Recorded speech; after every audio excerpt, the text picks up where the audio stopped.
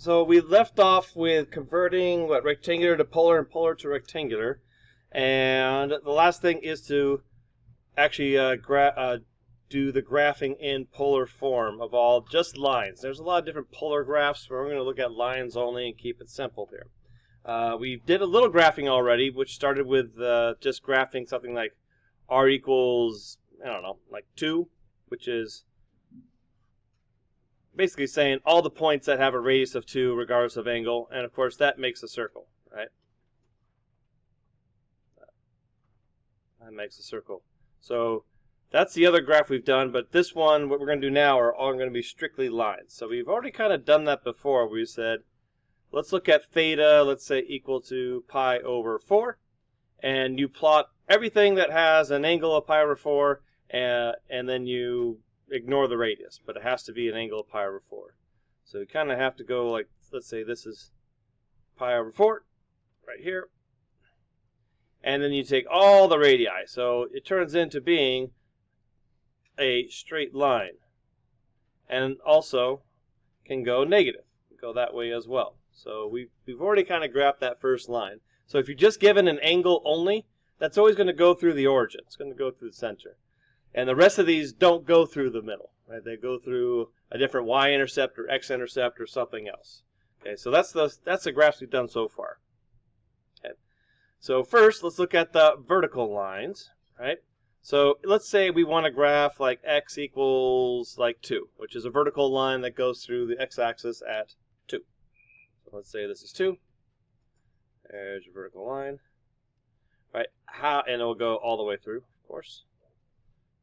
If we want to graph that, right, but put the polar form, do the same thing we did with the equation. Just substitute x for r cosine. We have to know that x is related to cosine, right? And then we always want to get r equals, right? So that means we need to divide both sides by cosine. All right, so we have 2 over cosine theta, like that. So anytime you have the format of a number over cosine theta, we can associate that with being a vertical line. And of course, cosine is always associated with x-axis, right? Which will make whatever number this is the x-intercept. So if we can remember the association of those two, we'll always get our vertical line that we need to.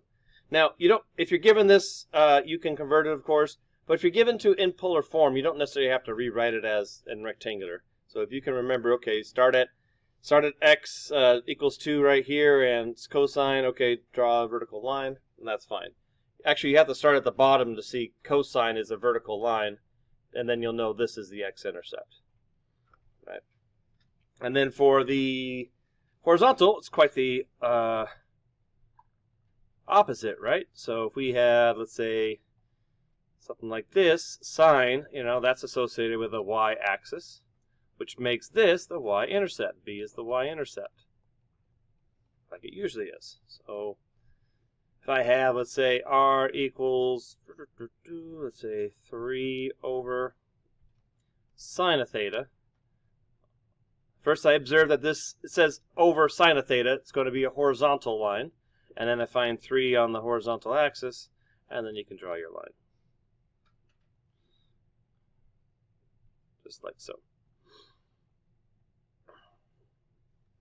And as usual, you can double check all this on the decimals, right? So I can put in x equals 2, and I can put in r equals 2 over cosine theta, and they are indeed the same line.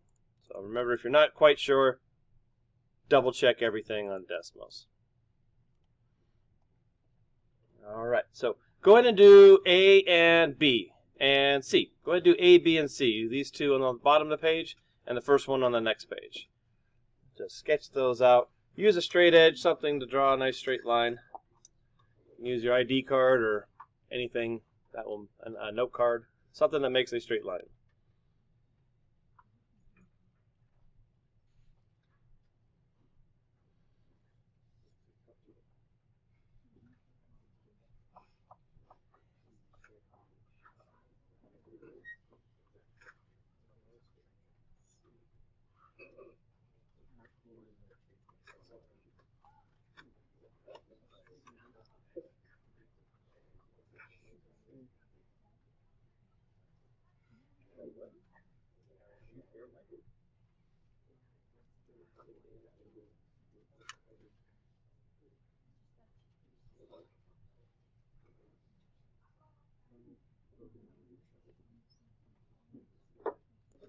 Alright, so you got those three. Next, let's go down to something that has both sine and cosine. So any of these, we can convert back to, if we wanted to, we could convert them back to rectangular by doing this. Right? And of course, we have r sine theta equals -2, and r sine theta is y. So that's why it's a horizontal, y equals 2. Right, going through -2 here, 1, 2, like so.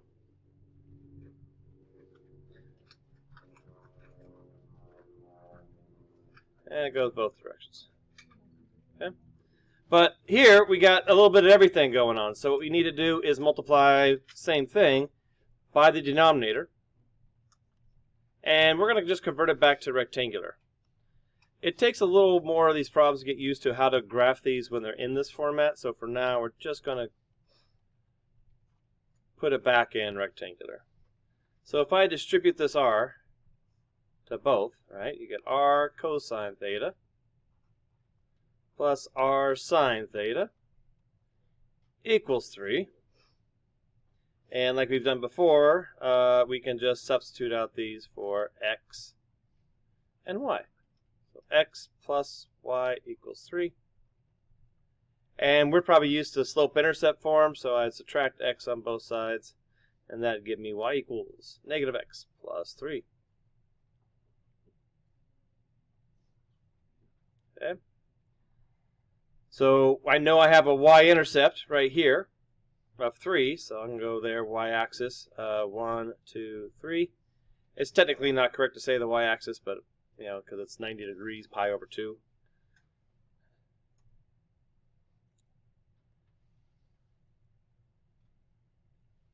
There we go. And then we have to go down 1 and over 1, right? However, we're not on a grid. We can't really go down 1 and over 1. Right? There's no such thing as down 1 and, okay, over, you know, that doesn't work out quite right if we do that. No good. So we need to find another point just to connect the two dots together to draw our line. So what's another point we can come up with without using the slope?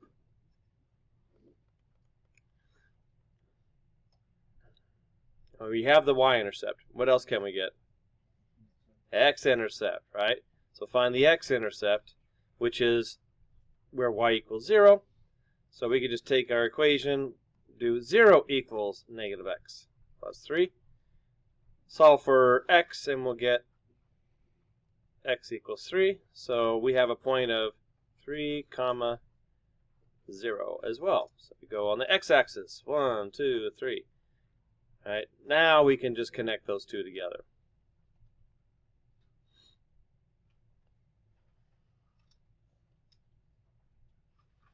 Like that. Okay. So with these lines, a little bit more involved, but still you can see we're using the same substitutions as we did last week for rectangular and polar. Okay. So that's the gist of the graphing.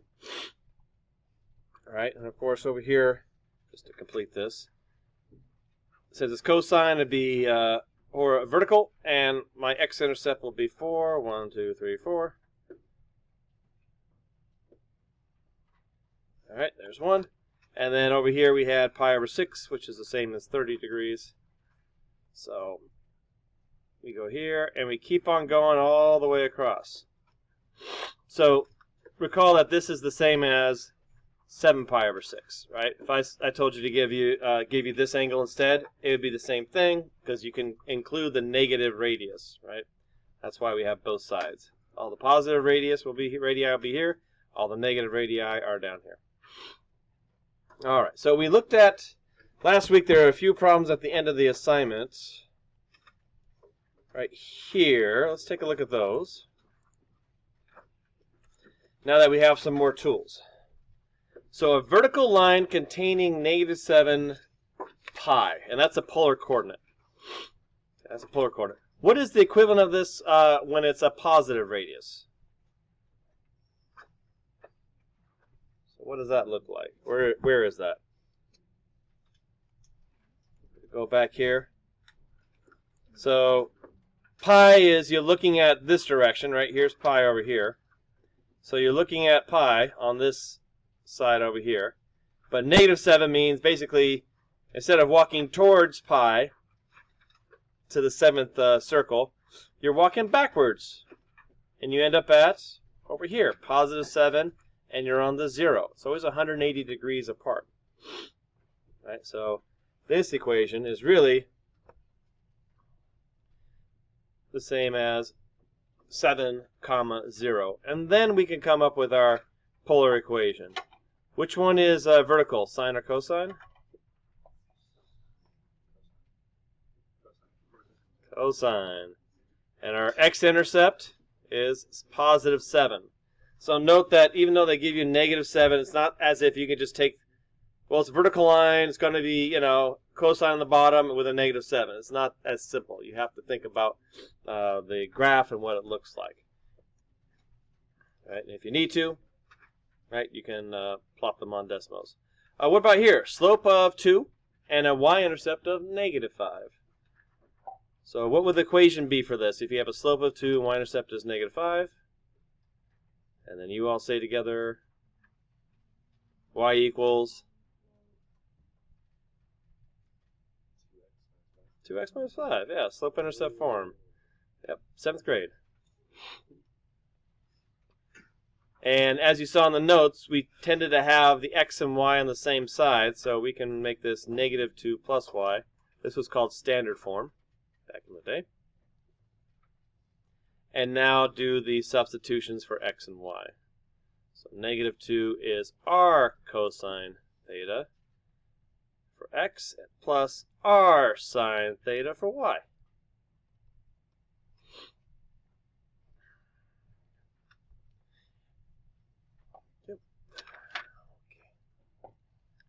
And like we normally do, we have an r in both, so we can factor that out.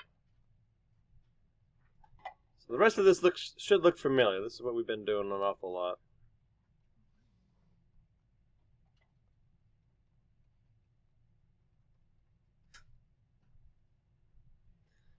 So finally we get r equals, divide everything by the parentheses. So we get 5 over -2 cosine theta plus sine theta. And that looks like the example we just did on the other page. And I encourage you to always check your answers. So like right here we got y equals 2x minus 5, right?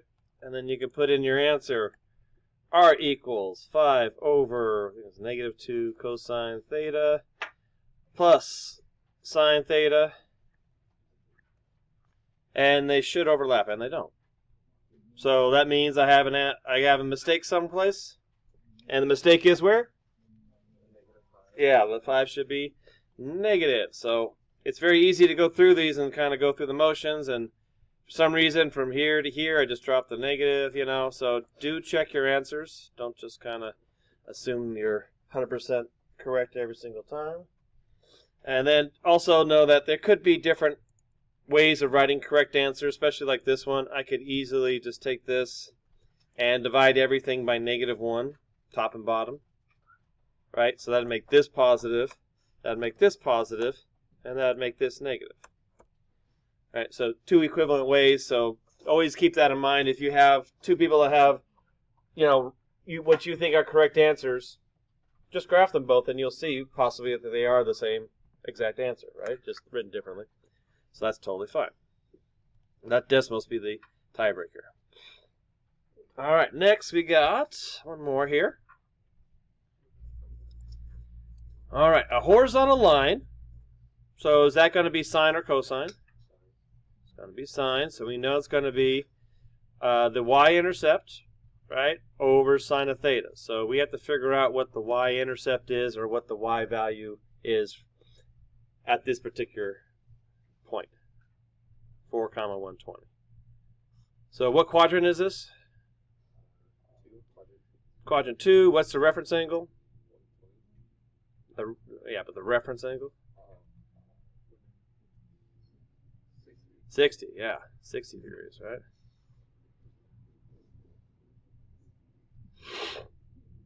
And we know the radius is 4.